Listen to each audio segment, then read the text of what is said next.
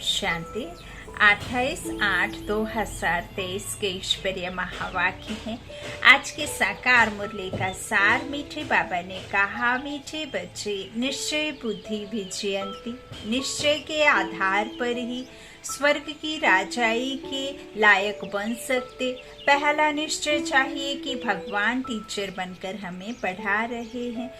प्रश्न है, बाप सर्वशक्तिमान होते भी सब कार्य प्रेरणा से क्यों नहीं करते?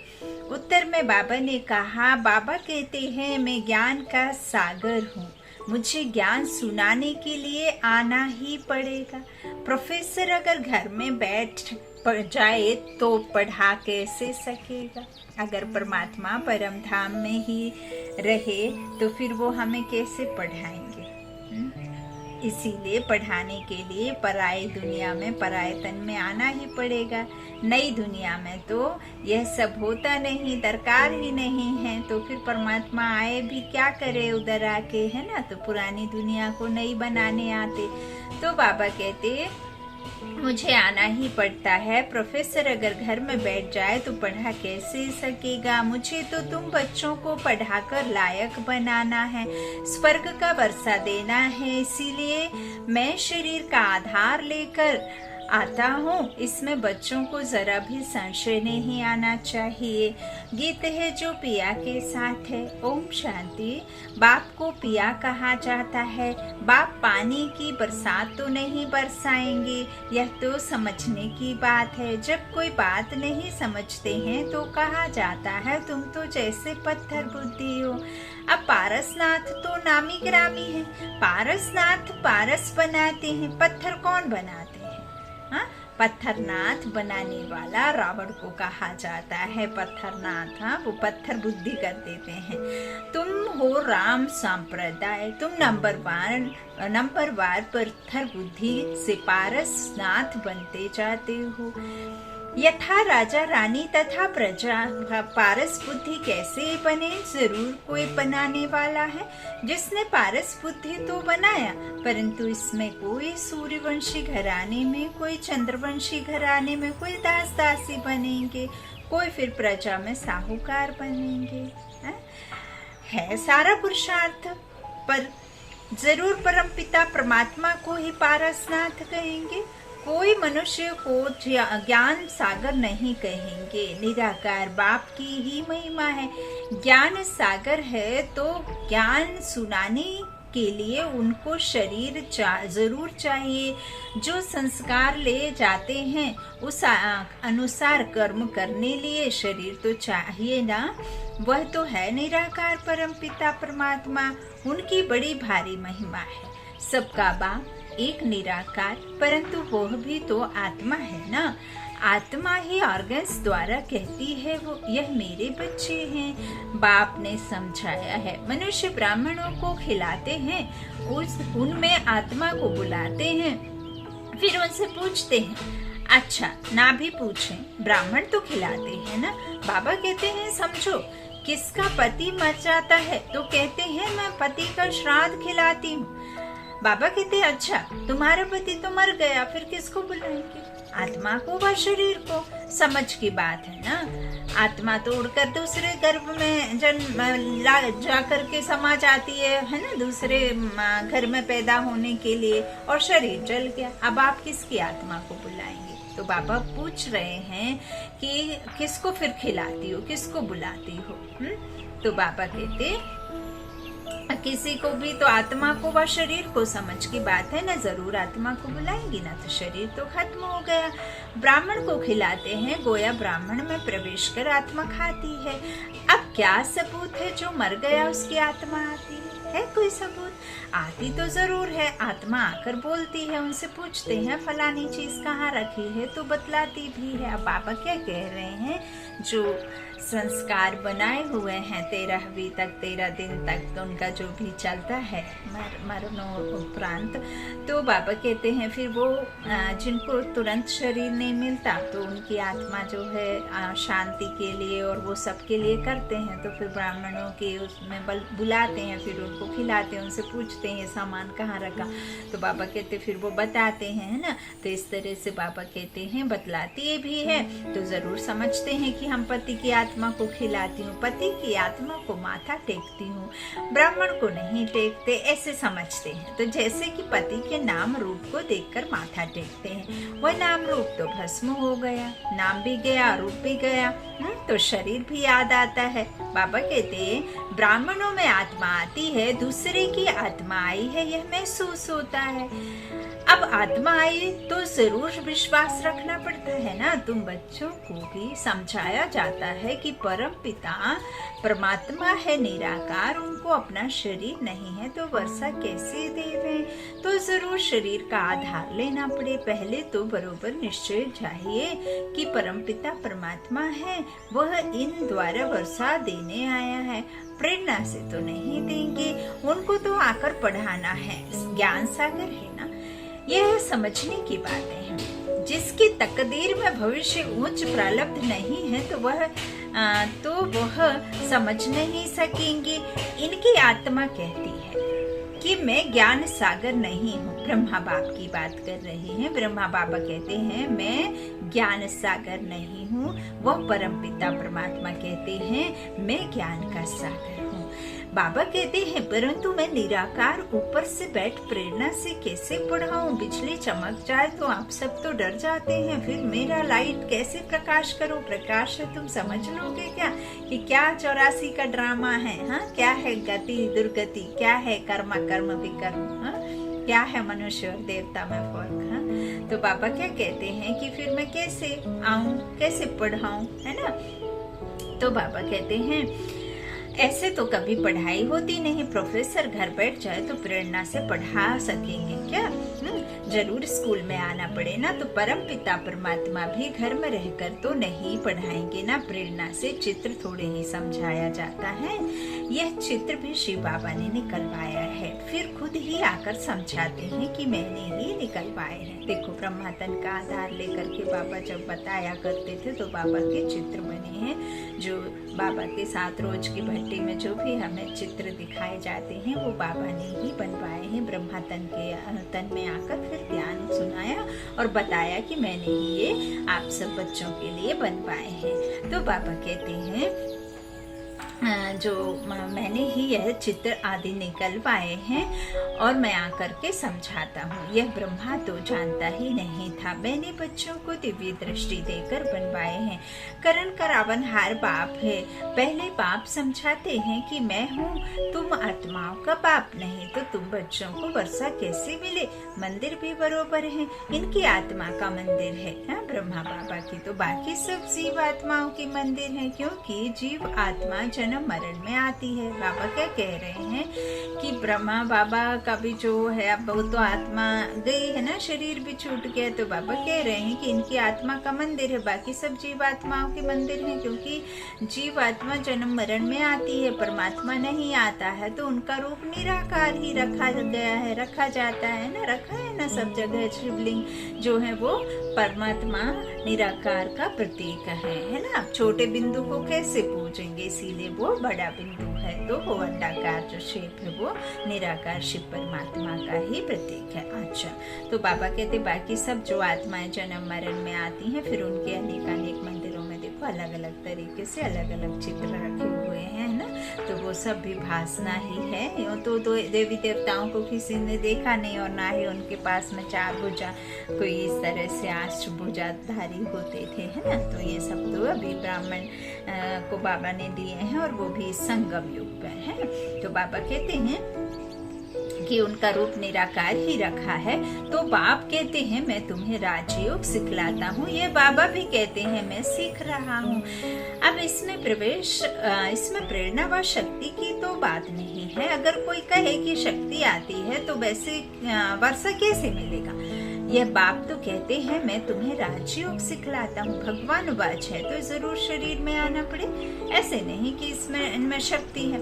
यहाँ तो पढ़ाई की बात है, मैं तुम्हारा बाप हूँ, फिर टीचर भी बनना पड़े, सबको प्रेरणा कैसे दूं, फिर तो सबको एक जैसा पढ़ाना पड़े। यह तो राजधानी स्थापन हो रही है, कोई को दास दासी बनना पड़े, कोई को प्रजा बनना पड़े, कोई भी अगर पूछना चाहते हैं तो बाबा से पूछ सकते हैं हम कहाँ तक लायक बने हैं, सूर्यवंशी व चंद्रवंशी व दास दासी बनेंगे। अगर हम इस समय शरीर छोड़ें तो क्या पद पाएंगे। बाबा ने आकर पढ़े तो बाबा से आकर पढ़े तो बाबा पढ़ाई के अनुसार बता सकते हैं। स्कूल के बच्चे बरोबर बाबा क्या कह रहे, स्कूल के बच्चे मास्टर को कहेंगे कि मास्टर जी हम कितने मार्क्स से पास होंगे, मास्टर अबाउट बता देगा, है ना, लगभग कितना आएगा। तो बाबा कहते मास्टर अबाउट बता देगा कि तुम पूरा पढ़ते नहीं हो इसलिए इतने मार्क्स कैसे मिलेंगे, खुद भी समझेंगे कि बरोबर हम पूरा पढ़ता नहीं हूँ। हर एक की दिल बोलेगी।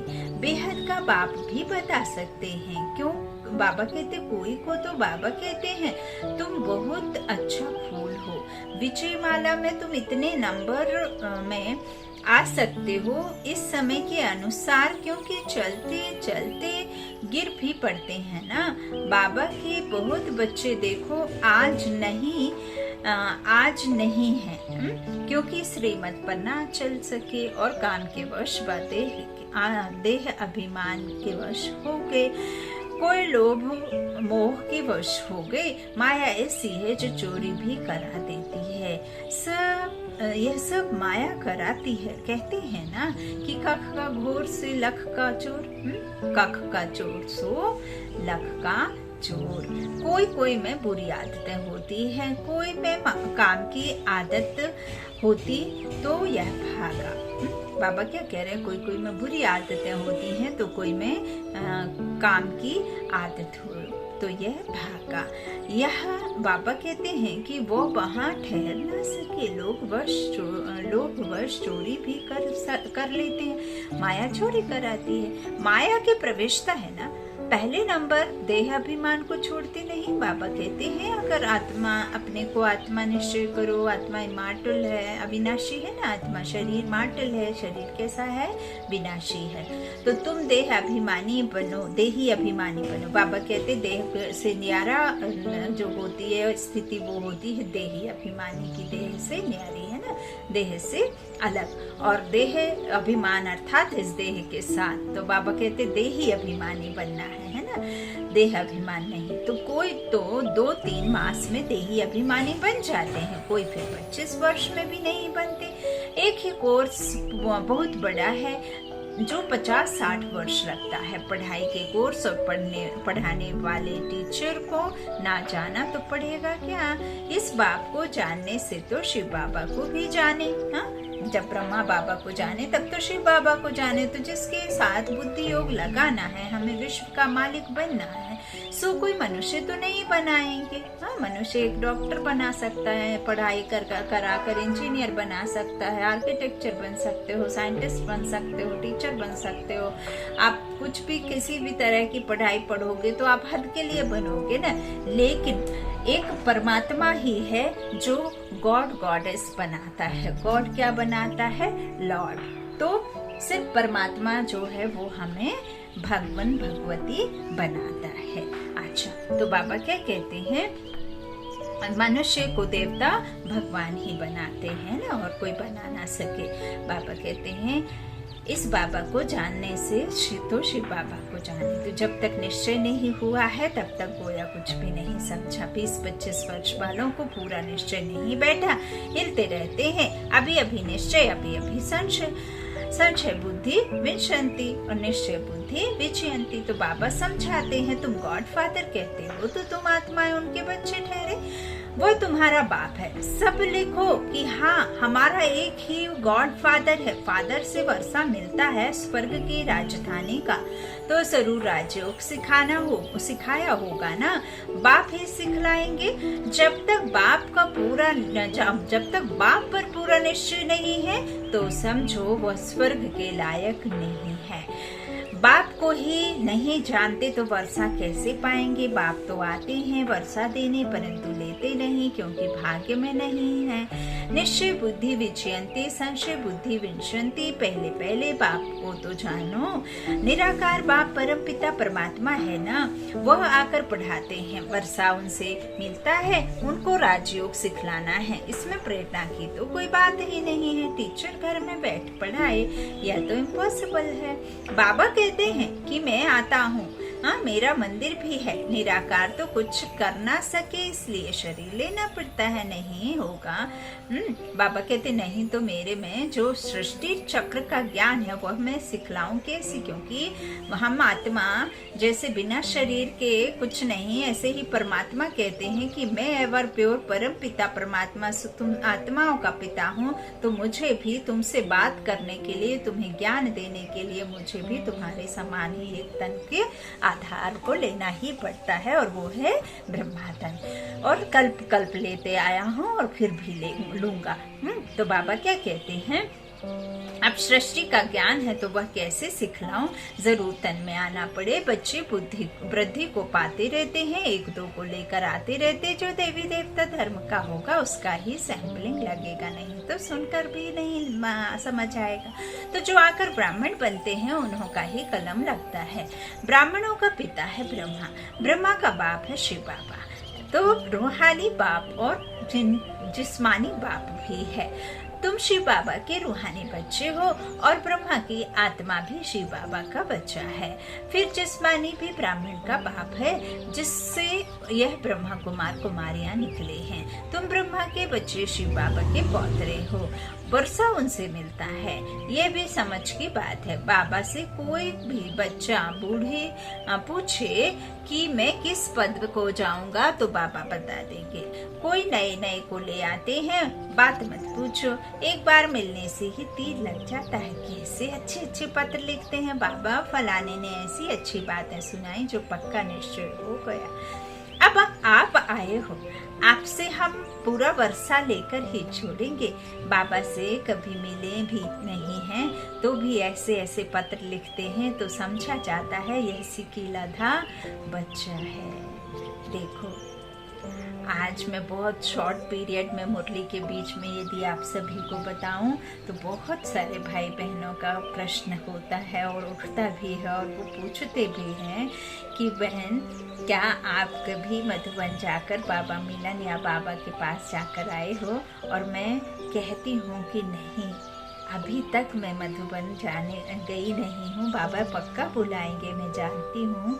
करण करावन हार बाप बैठा है, चूंकि हम ग्रस्त से हैं, हमें बहुत बंधन भी होते हैं, उसके चलते भी हम बाबा से अभी मिल नहीं पाए हैं। देखो बाबा के बच्चे बाबा की सेवा कर रहे हैं, और यदि आपके लौकिक जीवन में भल फिर आप कुछ भी ड्रामा में हो, चाहे ग्रस्त में हो, चाहे आप जॉब में हो, चाहे किसी भी तरह का आपको ड्रामा दिया गया हो, और यदि आपके घर में सहयोगी आत्माएं सहयोग करती हैं और परमात्मा की सेवा के लिए आपको कोई रोक टोक नहीं लगाती हैं, तो आप जरा सोचिए, उनका दिल से शुक्रिया हर पल करना चाहिए। और देखो आज बाबा ने हम आप बहनों के लिए ही लिखा है, जो बाबा को अपने ग्रस्त जीवन में जोड़ करके भी इतना याद करते हैं, इतना याद करते हैं, और ऐसे ऐसे बाबा कह रहे हैं कि पत्र लिखते हैं कि बात मत पूछो। बाबा कहते हैं बाबा कि कोई कोई नए आते हैं, ले आते हैं, बात मत पूछो, एक बार में तीर लग जाता। कैसे अच्छे अच्छे पत्र लिखते हैं बाबा, फलाने ने ऐसी अच्छी बातें सुनाई जो पक्का निश्चय हो गया। अब आप आए हो, हाँ बाबा कह रहे हैं कि अब आप आए हो, आपसे हम पूरा वर्षा लेकर ही छोड़ेंगे। बाबा से कभी मिले भी तो नहीं है ना, हाँ बाबा, ओ बाबा।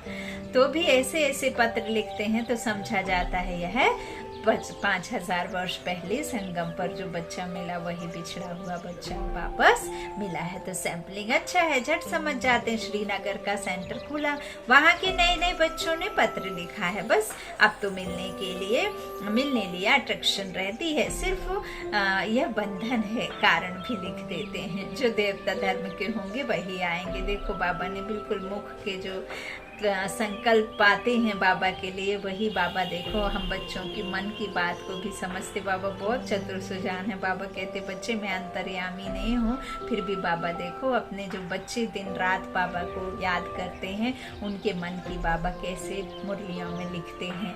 तो बाबा कहते हैं मीठे बच्चे, जो जहाँ जो होगा जिस बिरादरी का वो वहाँ आ जाएगा। जो श्री कृष्णपुरी में आने वाले होंगे वही ब्रह्मपुरी में आएंगे, है ना। तो बाबा कहते हैं ब्रह्मपुरी नहीं, कोई ब्रह्म कुमारी लिखते हैं, यह तो रॉन्ग है। कई बाबा के जो समर्पित बच्चे नहीं हैं तो भी लिख देते हैं बीके। समर्पित बच्चे नहीं ना, अर्ध कुमारी हैं, गृहस्थ में हैं, जॉब में हैं, कुछ करते हैं, सिर्फ बाबा को जान लिया, बाबा को फॉलो करने लगे तो भी बीके लिखते हैं। मैं तो बिंदास कहती हूँ बाबा, मैं ना ही राजयोगिनी हूँ और ना ही मैं ब्रह्म कुमारी हूँ और ना ही मैं समर्पित बहन हूँ। मैं सिर्फ बाबा का एक निमित्त आत्मा चुनी हुई हूँ जो गृहस्थ व्यवहार में रहते। बाबा ने कहा बच्ची सेवा करो बस।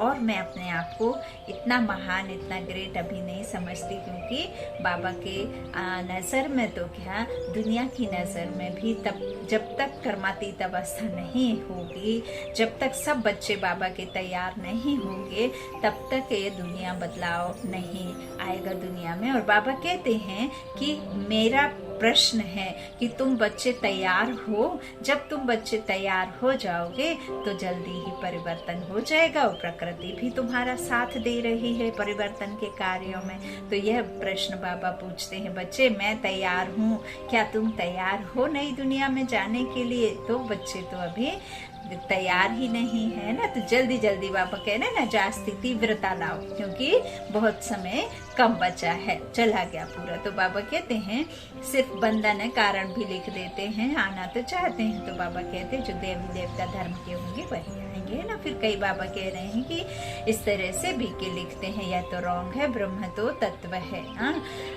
उसकी कुमारी कैसे होगी? तो प्रजापिता ब्रह्मा तो मशहूर है, प्रजापिता तो यहाँ ही होगा ना। प्रजापिता ब्रह्मा के बच्चे, ब्रह्मा कुमार कुमारी अर्थात परम पिता परमात्मा शिव की शक्तियां। यूं तो हम सब शिव वंशी हुए, बाबा के मुख से, ब्रह्मा मुख के द्वारा हम ज्ञान सुन रहे हैं। तो हम अकेले नहीं हैं, हम मेल या फीमेल नहीं है, हम शिव शक्तियां, है ना, आत्मा, हम शिव शक्तियां हैं। तो शक्ति मिलती है शिव बाबा से, इनकी ब्रह्मा की आत्मा से नहीं। तो याद शिव बाबा को करना है, इससे ही हम पतित से पावन होंगे। इस समय तो सभी पाप आत्माएं हैं, सभी का जन्म विकार से होता है। यह बातें कोई झट समझ जाते हैं, कोई तो कुछ भी समझते नहीं। यह नॉलेज बड़ी वंडरफुल है। भगवान को भक्ति का फल देने के लिए आना ही पड़ता है। बच्चों को पढ़ाते हैं, कहते हैं मैं तुम्हारा बाप भी हूँ, टीचर भी और सतगुरु भी हूँ, सभी को वापस ले जाने के लिए आया हूँ, इसलिए लिबरेटर भी कहते हैं। सो प्रेरणा से कोई लिबरेट करेंगे? बाबा क्या कह रहे? सो प्रेरणा से थोड़े ही लिबरेट करेंगे। स्कूल में भी वृद्धि होती है, लेकिन पुरानी दुनिया को याद किया तो बाप को भूले। आखिर भूलते भूलते पुरानी दुनिया में ही चले जाते हैं, फिर ज्ञान का कुछ भी नहीं रहता है, बस स्वतः कैंसिल।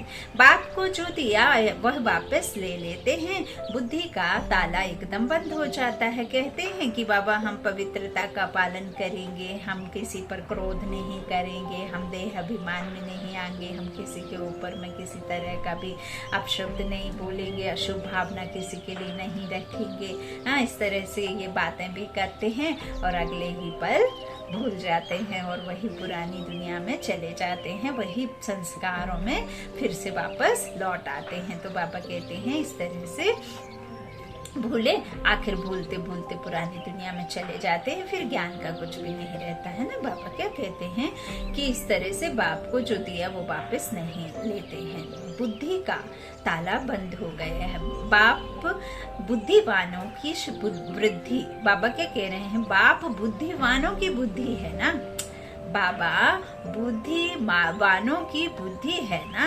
हमें आपको किसने बुद्धि दी है? जो तीसरा नेत्र जिसे हम ज्ञान चक्षु कहते हैं, समझ का तीसरा नेत्र, दिव्य दृष्टि, ज्ञान चक्षु, वो किसका है? परमात्मा ने दिया ना, तो बाप बुद्धिवानों की बुद्धि है ना, कितना अच्छी रीति समझाते हैं। सुनने वालों की नैन चैन से ही मालूम पड़ता है इनको कहाँ तक धारणा होती है, उच्च पद पा सकेंगे व नहीं।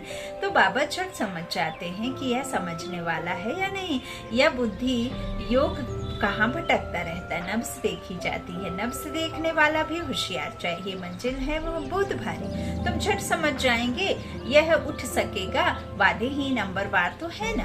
भल यह ब्रह्मपुत्रा बड़ी नदी है, परंतु अपनी महिमा तो नहीं करेंगे। सरस्वती भी होशियार है ना, ब्रह्मा बाबा से मम्मा तीखी गई है ना, तीव्र पुरुषार्थ था उनका, नंबर 1 गई मम्मा, तो कितनी कम उम्र में है ना। और फिर देखो मम्मा को जो था कैंसर से उनका शरीर भी छूटा, तो उस पढ़ाई में तो यहाँ ही इम्तिहान हो जाता है। इस पढ़ाई का इम्तिहान अभी नहीं होना है, जब तक जिएंगे तब तक ज्ञान अमृत पिएंगे। अच्छा मीठे मीठे सिकिला दे बच्चों प्रति माता पिता बाप दादा का याद प्यार और गुड मॉर्निंग। रूहानी बाप की रूहानी बच्चों को नमस्ते। हम रूहानी बच्चों की रूहानी माता पिता बाप दादा को याद प्यार और गुड मॉर्निंग। शुक्रिया बाबा, शुक्रिया। धारणा के लिए मुख्य सार, पहला बाबा ने कहा किसी भी पुरानी आदत के वशीभूत हो, उल्टा कर्म नहीं करना है। देह अभिमान की आदत छोड़, देह अभिमान की आदत को छोड़ देही अभिमानी रहने का कोर्स पूरा करना है। दूसरा, निश्चय में कभी भी हिलना नहीं है, जब तक जीना है पढ़ाई पढ़नी और पढ़ानी है। वरदान है बाबा का, करावन हार की स्मृति, करावन हार की स्मृति द्वारा सदा बेफिक्र बादशाह बनने वाले निश्चय बुद्धि निश्चिंत भव। करावन हार की स्मृति द्वारा सदा बेफिक्र बादशाह बनने वाले निश्चय बुद्धि निश्चिंत भव। बहुत प्यारा वरदान बाबा का। ब्राह्मण जीवन अर्थात बेफिक्र बादशाह, जैसे ब्रह्मा बाप बेफिक्र बादशाह बने, तो यही गीत गाते रहे, पाना था सो पा लिया, काम क्या बाकी रहा। सेवा का काम भी जो बाकी रहा हुआ है वह भी करावन हार करा रहे हैं और कराते रहेंगे। सदा स्मृति में रहे, बाप करावन हार बन हमारे द्वारा करा रहे हैं। बेफिक्र हो तो बेफिक्र हो जाएंगे। निश्चय है यह कार्य होना ही है, हुआ ही पड़ा है, इसलिए निश्चय बुद्धि निश्चिंत बेफिक्र रहो। स्लोगन, अपनी सर्व कर्मेंद्रियों से किनारा करना है तो बेहद की वैराग्य वृत्ति को धारण करो। अपनी सर्व कर्मेंद्रियों से किनारा करना है तो बेहद का वैराग्य वृत्ति को धारण करो। अच्छा, ओम शांति। शुक्रिया बाप दादा, शुक्रिया आप सभी भाई बहनों के स्नेह का प्यार का। ओम शांति।